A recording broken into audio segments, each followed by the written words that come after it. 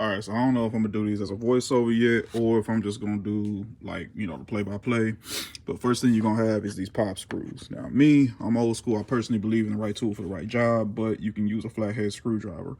What I would suggest is that instead of just going straight in and just trying to prime up, because in my experience, and I'm used to working on older cars, just my own personal vehicles, I'm not a mechanic or anything, these things are usually very, very unforgiving. And by the time you pop these things out, you've broken them, and you usually have to replace them with all the pop screws or pop pins. But with these, I would just say you got this little groove right down in here. Stick your flathead in there, and then just give it a slight twist, and it'll come up. And then once you get a little bit of daylight, go ahead and just pull it up with your fingers. The next thing is going to be this little knob right here. Just a little bit of pressure, it'll come right out.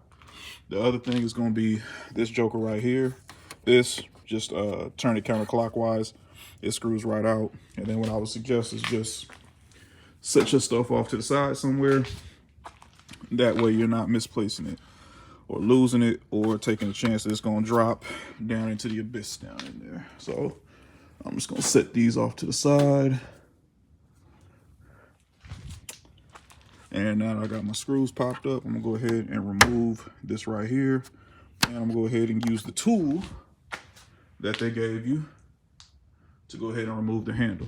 So I'll be right back. So again, same principle. They give you this nice little tool so you can remove your handle. Me, I just go ahead and get them loose enough to remove with my finger. And the reason why I do it that way is because once it's loose enough to pick up, I can pick it up and just move it out the way. And I ain't got to worry about it being all loose like that. And then you knock it out with your tool and it falls down into the abyss somewhere.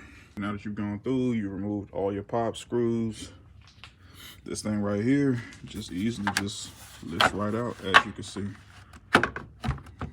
Well, not as easily, but a little finessing. But just like that, comes right out. And make sure I didn't miss a pop screw. All right, we should be good. I'm gonna take this out. I'll be right back. Fashion, in true fashion, I did have one that was being difficult with me, but I got it popped out. And again, take your time with these, because you don't want one falling down into the abyss on you and then all of a sudden you out of a pop screw. Like, I know me, even if the thing is completely secure with every other one except for one pop screw, it's gonna be the one thing in my mind, and everything that should happen to go wrong on my vehicle, I'm gonna blame on that one pop screw missing.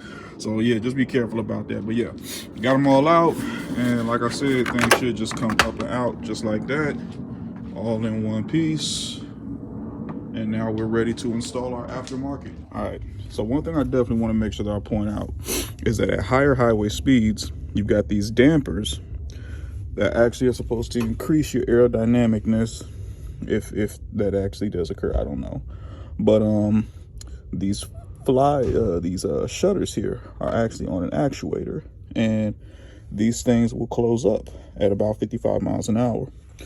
So there was an issue when it came to the early version of these, because people were putting them in and they were actually hindering those shutters' ability to be able to close.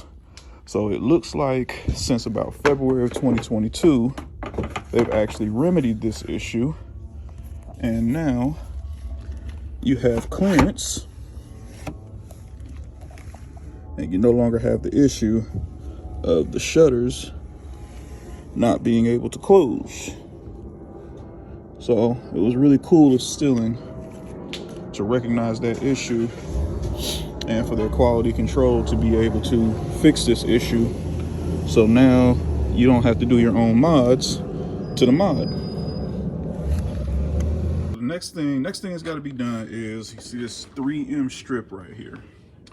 So you got this rubber grommet that is on your original airflow, and you have to take that off. Now, one thing I have noticed immediately while taking it off is that it is not 3M'd on here, thank God. But it was very cool for the factory to put these little hooks on here, and you've got these grooves on here that you stretch it over.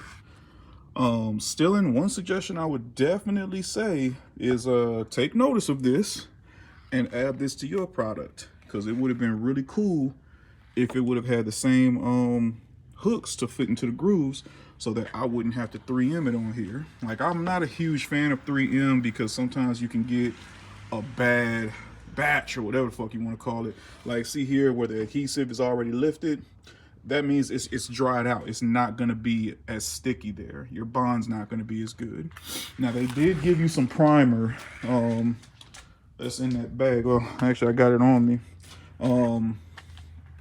That I'm gonna put on here, but it would have been a cool touch. So Stillen, just a quick suggestion, if you do want to take your product up to the next level, like, really go for the whole mock-up when it comes to the OEM parts.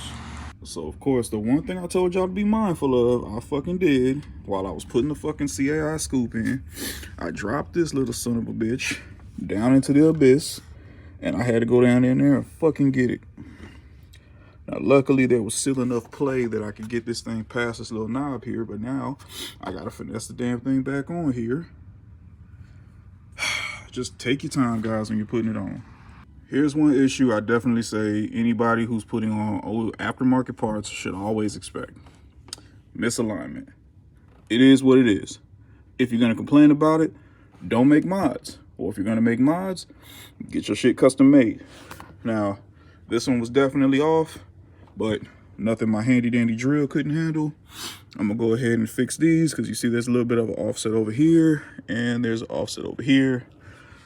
This one's actually not as bad. I might still be able to use this one, but these ones over here are definitely no good. So I'm gonna fix those, and the rest of them we're good on. So I'm just gonna fix those and I'll be right back. Just wanna show y'all, as you can see, the original hole's on the right. That's the new hole I made on the left. That one was way off, but it is what it is, man. So I'll go ahead and get that one in there. And I think I got enough daylight on this one. I think I should be good on this one. I don't know, I might get a screwdriver and pry at it just a little bit, but I think I should be good on that one. All right, let's finish up. All right, got that pop screw in. Had to bore that one out a little bit, but I got that one in. And these other guys are good. Now I'm just gonna do the 3M tape and we'll be done. Sorry I didn't film this part, but literally, shit. All right, hold on. So you take this shit right here, which is your primer, and you put it on here.